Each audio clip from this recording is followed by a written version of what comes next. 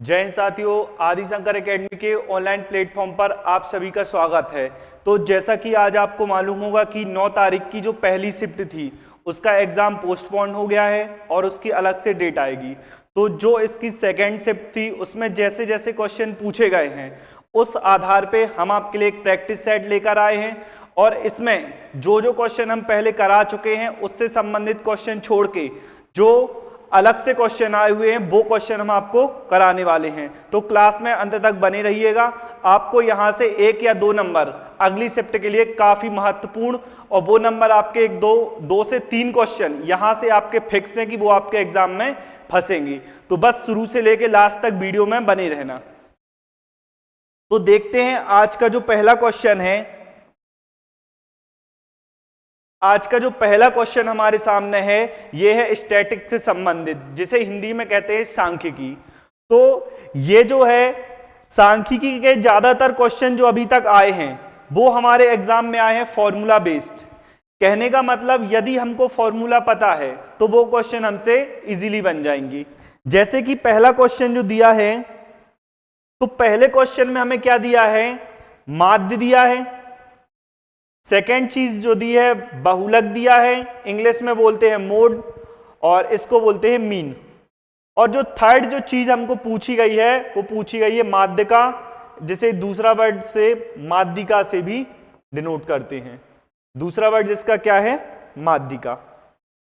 ठीक है, तो एक फॉर्मूला है, बहुत सिंपल फॉर्मूला है, बहुलक बराबर 3 इंटू माध्यिका माइनस 2 इंटू माध्य।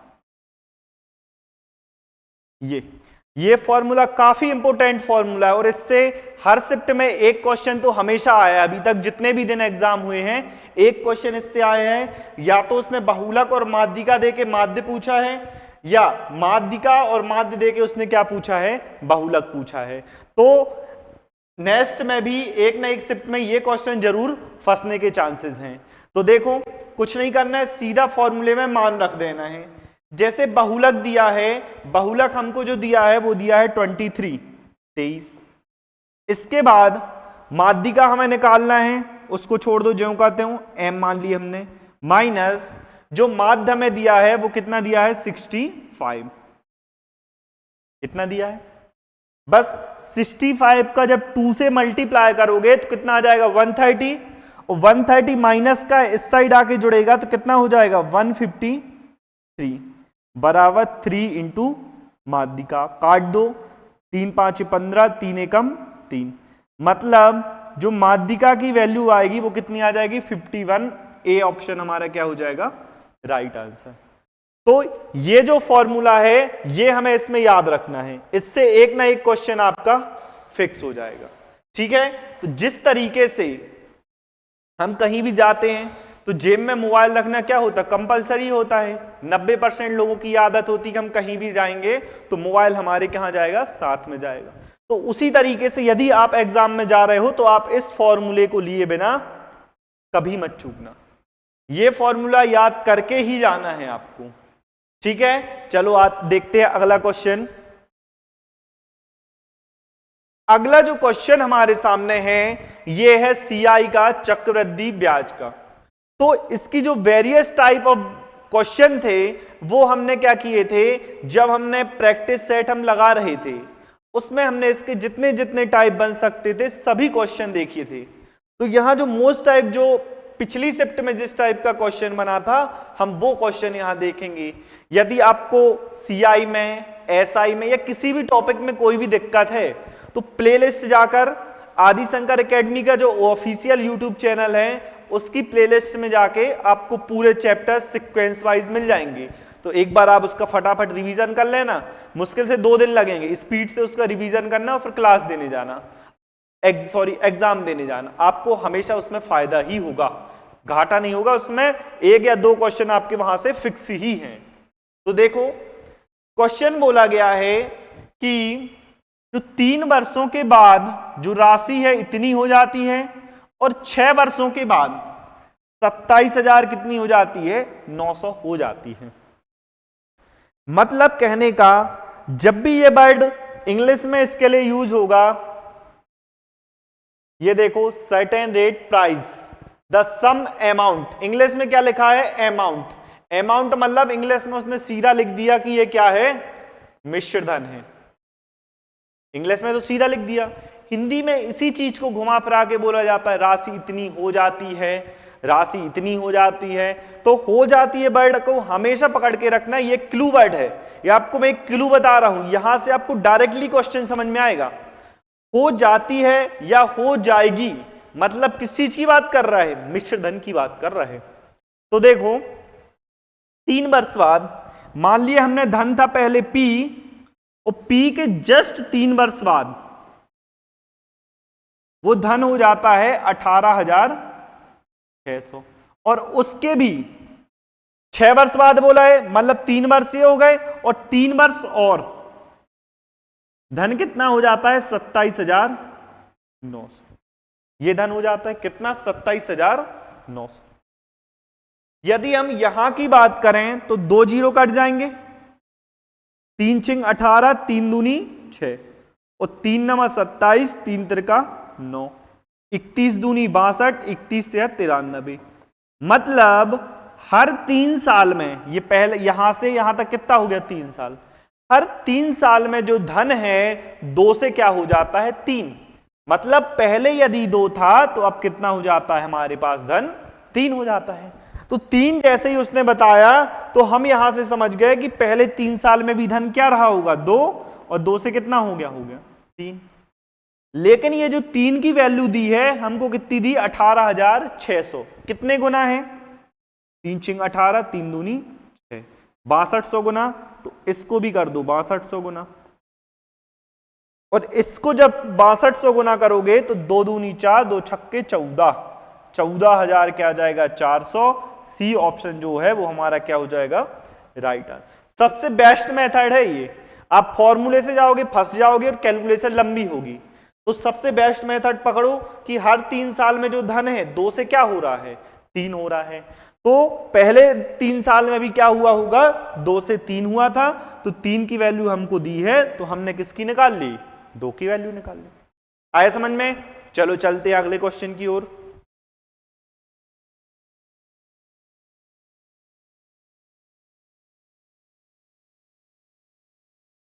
अगला जो क्वेश्चन हमारे सामने है ये है एलसीएम एचसीएफ। एलसीएम और एचसीएफ से जिस क्वेश्चन के आने की संभावना सबसे अधिक है वो ये क्वेश्चन है घंटियों वाला। एक तो आता है डिविजिबिलिटी रूल पर आधारित और दूसरा ये आता है। तो डिविजिबिलिटी रूल वाला यदि आपको देखना है तो आप क्लास नंबर 1 में जाइए, नंबर सिस्टम में आपको बिल्कुल डिटेल से पढ़ाया गया है उसको। तो अभी जो घंटी वाला हम ये क्वेश्चन देखते हैं। तो क्या कहा है उसने? एक निश्चित समय पर 4 घंटियां एक साथ बजती हैं, इसके बाद पहली 6, दूसरी 8, तीसरी 10, चौथी 12 सेकंड के अंतराल पर बजती है। पहली बार वे कितने मिनटों में एक बार फिर से बजेंगी? मतलब एक 6 मिनट में बज रही है, एक 10 में, एक 12 में। तो हमें जो बढ़ाना है, हमें एक साथ बढ़ाना है। मतलब एक समय ऐसा आएगा जब पूरी घंटी कैसे बजेंगी? एक साथ बजेंगे, तो वही निकालना है। और जब भी एक साथ घंटी बजने की बात हो तो हमको वहां क्या निकालना है? एलसीएम। ये चीज याद रखना, क्या निकालना है हमको? एलसीएम निकालना है। तो एलसीएम किस किस का निकालना है? 6, 8, 10 और 12। यहां पे भी हमें बिल्कुल स्मार्ट वर्क करना है। देखो कैसे, ये हमें जो समय दिया है ये हमें दिया है सेकेंडों में, तो इसका जो एलसीएम भी आएगा वो किस में आएगा? सेकेंड में आएगा। मतलब 2 मिनट मतलब 120 सेकेंड, 1 मिनट मतलब 60 सेकेंड, ये 2 मिनट वापस से रिपीट हो गया 120 सेकेंड, और ये कितना हो जाएगा? 1 मिनट मतलब 60 सेकेंड। तो 60 की अगर हम बात करें तो जो भी एलसीएम होगा, बड़ी से बड़ी एलसीएम का मतलब होता है बड़ी से बड़ी वह संख्या जो दी हुई संख्याओं को विभाजित कर दे या काट दे। तो यदि हम 60 की बात करें तो 60 जो है 8 को नहीं काटता, लेकिन यदि 120 की बात करें तो वो सभी से कट जाता है। तो हमारा आंसर क्या हो जाएगा, 2 मिनट या फिर बोल दो 120 सेकेंड, क्योंकि 120 8 से भी जाता है, 6 से, 10 से और 12 से। आया समझ में? तो जब भी घंटियां बजने वाली बात की जाए कि एक साथ घंटी कब बजेंगी, या कुछ लोग दौड़ रहे हैं वो एक सीध में कब होंगे, तो जब भी ऐसी बात करें तो हमें क्या निकालना है, उसका एलसीएम ही निकालना है, ये याद रखना है। और एक क्वेश्चन आपका ऐसे जरूर बनेगा। चलें अगले क्वेश्चन की ओर। चलो देखो,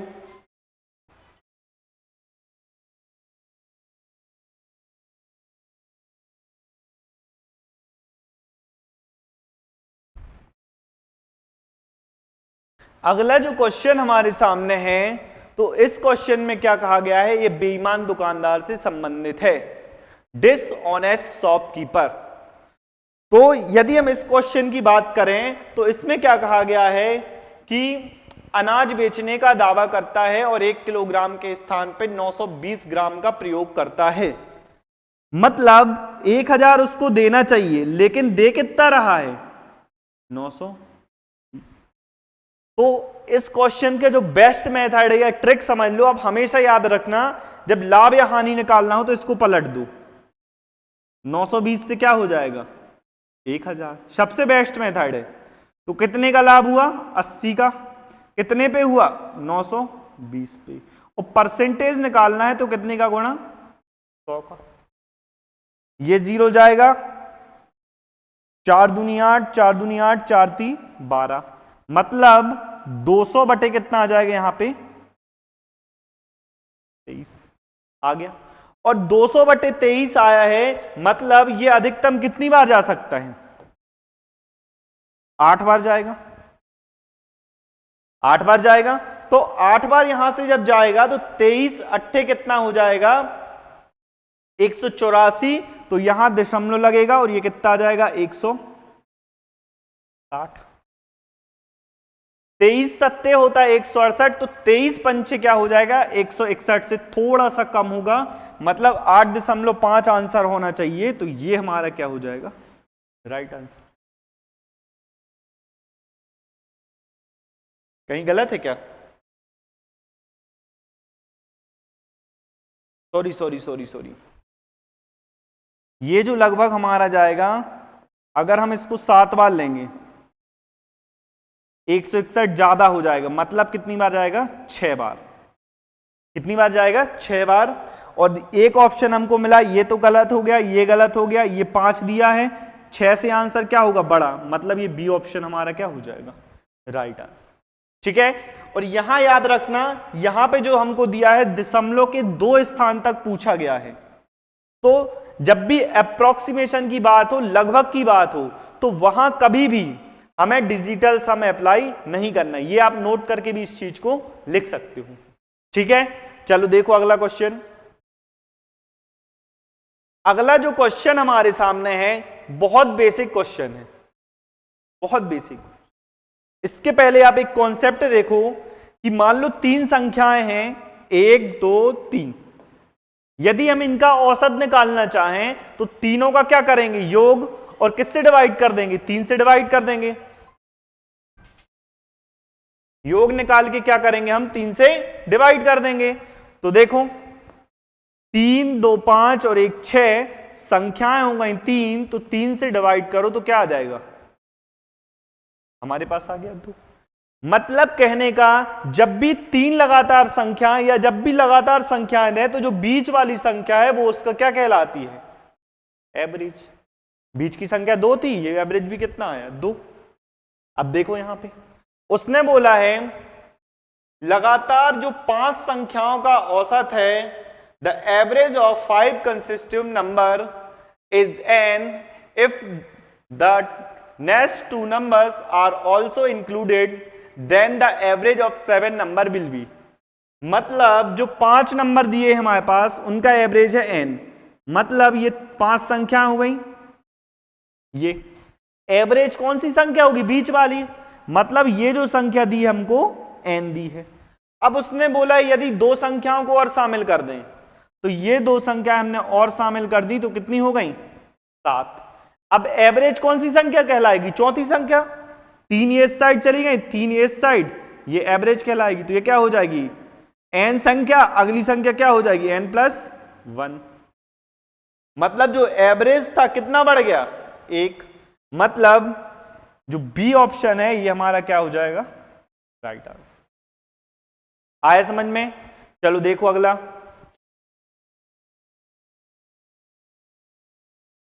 अगला जो क्वेश्चन हमें दिया है, हमें दिया है समचतुर्भुज का क्षेत्रफल।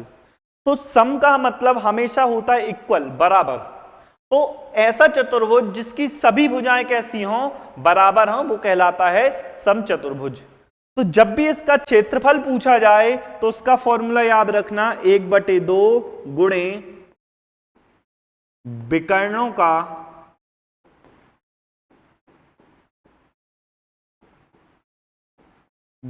का गुणनफल। ठीक है, तो पहला तो हमारे पास विकर्ण दिया है, लेकिन दूसरा क्या दिया है हमें? उसकी भुजा दी है उसकी। तो देखो कैसे निकालना है। तो जैसे मान लो ये है एक समचतुर्भुज,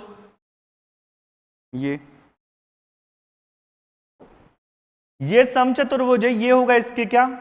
विकर्ण। सॉरी, यहां जाएगा ना, ये विकर्ण है 24। तो विकर्ण समद्विभाजित करते हैं तो 12 ये हो जाएगा, 12 ये। भुजा एक 13 है, मतलब सभी भुजाएं हो जाएंगी 13 13। तो देखो ये 12 है, ये 13 है।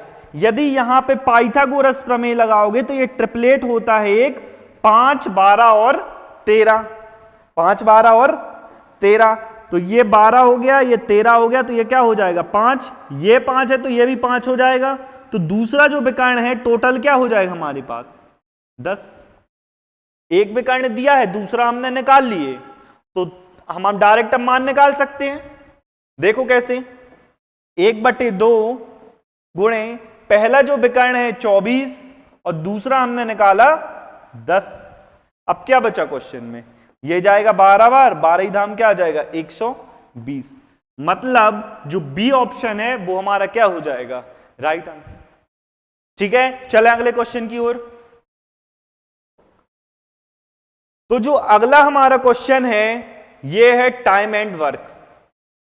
कौन सा क्वेश्चन है? टाइम एंड वर्क का। तो देखो जैसा जैसा बोला जा रहा है अरेंज करते जाओ। उसने बोला है मधु और साइनी एक साथ, मधु एम मान लिए, साइनी एस हो गया, एक साथ करते 20 दिन में काम, तो ये कर दिया 20। साइनी और रोजी, साइनी प्लस रोजी ये करते हैं 12 दिन में। और रोजी और मधु, रोजी प्लस मधु ये जो काम करते हैं ये करते हैं 15 दिन में काम को कंप्लीट। आया इतना समझ में? अब इसके आगे देखना, जब इसका हम एलसीएम लेंगे तो इसका एलसीएम क्या हो जाएगा? 100, 120। तो यहां से मधु प्लस साइनी की जब निकालेंगे तो 20 छक्का 120। साइनी और जो रोजी थी इनकी कैपेसिटी जब निकालेंगे तो यह आ जाएगी 10 और इसकी कितना आ जाएगी? 15 छक्का 90, 15 7 105, 15 8 120। ठीक है, अब देखना यदि हम इन सबकी कैपेसिटी जोड़ेंगे तो 10 8 18 और 6 क्या हो जाएगी? 24। लेकिन सबकी कैपेसिटी कितनी? डबल डबल यूज हुई, एम डबल हो गया, एस भी डबल हो गया और आर भी कैसा हो गया? डबल।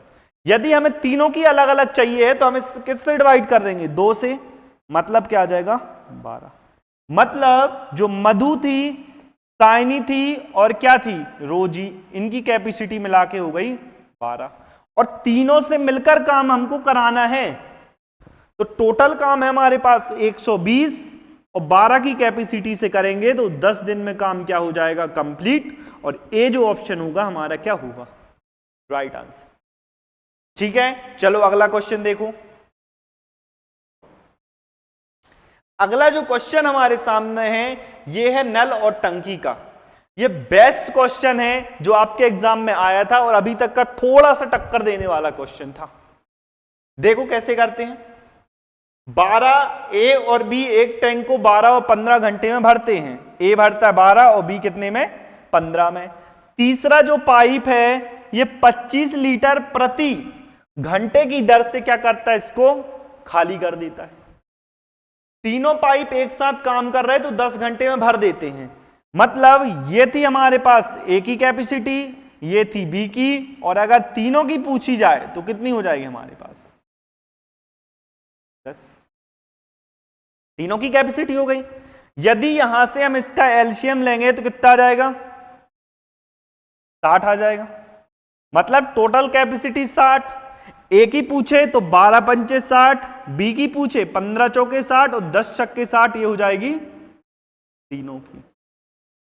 तो यदि हम यहां से टोटल तीनों की कितनी है 6, ए और बी की कितनी हो गई 9, ए और बी की 9 है तो बी यहां से सी निकालोगे तो क्या आ जाएगा 6 माइनस 9 मतलब माइनस का 3। ये किसकी कैपेसिटी हो गई हमारे पास, सी की। लेकिन सी की दी कितनी है 25, मतलब -3 की वैल्यू कितनी दी है 25। और टैंक की क्षमता पूछिए, टैंक की क्षमता हमने कितनी मानी थी 60, तो इसमें कितने का गुणा कर दें 20 का, तो ये हो जाएगी 60। तो इस साइड भी 20 का कर दो, 25 दूनी 50 और 1 0 और आ जाएगा।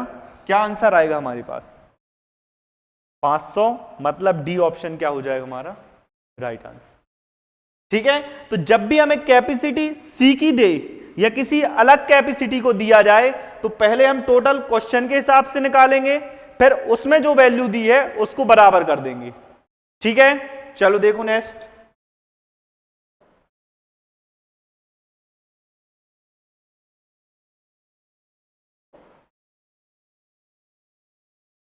तो आज की क्लास में हमारे पास इतने ही क्वेश्चन थे जो हमें मिले थे, और इससे भी संबंधित जो आए थे वो हम आपको पिछली क्लास में करा चुके हैं। तो कल हम मिलते हैं एक नई क्लास के साथ और नए क्वेश्चन के साथ जो आपकी शिफ्ट में पूछे जाएंगे। ठीक है, तब तक के लिए Jai Hind, take care, bye bye.